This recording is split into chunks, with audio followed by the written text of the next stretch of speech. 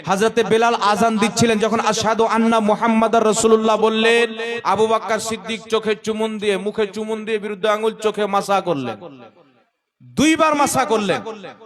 আযান যখন শেষ হলো, রাসূল পাক বললেন, আবু বকর তুমি যেই কাজ করেছো, আমার যেই উম্মতি তোমার ন্যায় কাজ করবে, তোমার মতো তুমি যেই কাজ করলে, আমার নামকে চুমুন দিয়ে চোখে মাসা করলে, আমার যেই উম্মতি করবে আমার শাফাত তার জন্য হালাল হয়ে যাবে। একটু চেষ্টা করছিলাম, কিরে দোস্ত রসুল নাম সুরমা খাওয়া কয়, তো কিতাব পড়াস নাই, আল্লাহর কিতাবটা কোথায়? তো বলতেছে এটা হচ্ছে জালালাইন শরীফাইনের হাসিয়ার মধ্যে উর্দুতে ফার্সিতে লেখা আছে, বুঝছেন তো? জালালাইন শরীফাইন ওনাদের কাছে শরীফাইন, জালালাইন আবার শরীফাইন, তারপরে হচ্ছে বুঝলাম না জালালাইন আবার শরীফাইন কেমন হইল এটা। আচ্ছা জালালাইন হাসিয়ার মধ্যে তাও যদি আরবিতে লেখা থাকতে বলতাম আচ্ছা কোনো হাদিস টাদিস পেয়েছি, ফার্সিতে লেখা আছে। সেটা কি, আবু বকর রাদিয়াল্লাহু আনহু যখন রসুলের নাম শুনতেন তখন তিনি চুমা খেতেন। এটা একটা বানোয়াট কথা, একেবারে বানোয়াট। এটা আরবিতেও কোথাও আসে নাই, হাদিসেও আসে নাই, এটা হচ্ছে ফার্সিতে একবারটা লিখছে, এটাকে এখন প্রচার প্রসার করছে কিছু মানুষে। হ্যাঁ, সালাতের পরে কি বলতে হয়? আস্তাগফিরুল্লাহ আস্তাগফিরুল্লাহ আস্তাগফিরুল্লাহ। আমাদের পরে সালাতের পরে কি করে?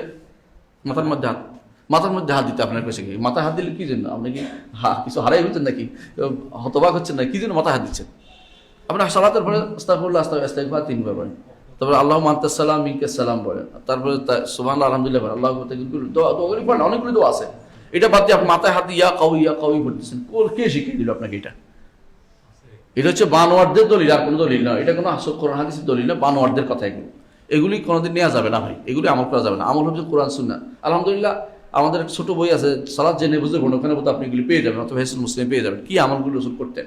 এগুলো অস্বীকার করতে পারবেন না, কিন্তু এটা অস্বীকার করলাম আমরা, দেখি কোন সাব্যস্ত করুন সালাতের পর ইয়া কবি কোনো রসুল করেছেন, কোনোদিন রাসূলুল্লাহ সাল্লাল্লাহু আলাইহি ওয়াসাল্লাম করেছেন বা সাহাবায়ে কেরাম করেছেন, এই সিস্টেম না এটা। আপনি যদি দোয়া করতে হয় সালাতের ভিতরে দোয়াটা করেন, সালাতের পরে কি জিকির, সালাতের ভিতরে হচ্ছে দোয়া, নিয়ম হচ্ছে এটা। সালাতের ভিতরে দোয়া, সালাতের পরে হচ্ছে জিকির। হ্যাঁ, কখনো কখনো রাসূলুল্লাহ সাল্লাল্লাহু আলাইহি ওয়াসাল্লাম দোয়াগুলি করতে না পারলে সেই দোয়াগুলো সালাতের পরে করতেন। এই জন্য কিছু দোয়া পরে করতেন, সাব্যস্ত আছে। যেগুলি ভিতরে করতে পারেন না এগুলি বাইরে করেছেন, কিন্তু সালাতের পরে মূল নিয়ম হচ্ছে জিকির। এই জন্য প্রথমে হচ্ছে ইস্তেগফার, তারপরে দেখবেন যে সুবহানাল্লাহ আলহামদুলিল্লাহ আল্লাহু আকবার, তারপরে মূল বলতে যেগুলি সব হচ্ছে জিকির। অর্থাৎ সাধারণ নিয়ম হচ্ছে সালাতের ভিতরে শেষ বৈঠকে দোয়া, সালাতের সালামের পরে হচ্ছে জিকির। যদি কোনোটা ছুটে গিয়ে তাকে সালাতের ভিতরে পড়তে পারে না, সেই দোয়াগুলো পরে করতে পারবেন একান্তিকভাবে দোয়া। সেখানে আবার আপনার কোনো ওই লোক ডাকিয়ে মানুষ ডেকে হাত তোলা দিয়ে একটা বিশাল কাণ্ড কারখানা করে একটা কাহিনী করার কোনো সুযোগ নেই, কারণ এই সিস্টেমটা রাসূলুল্লাহ সাল্লাল্লাহু আলাইহি ওয়াসাল্লাম প্রবর্তন করেননি।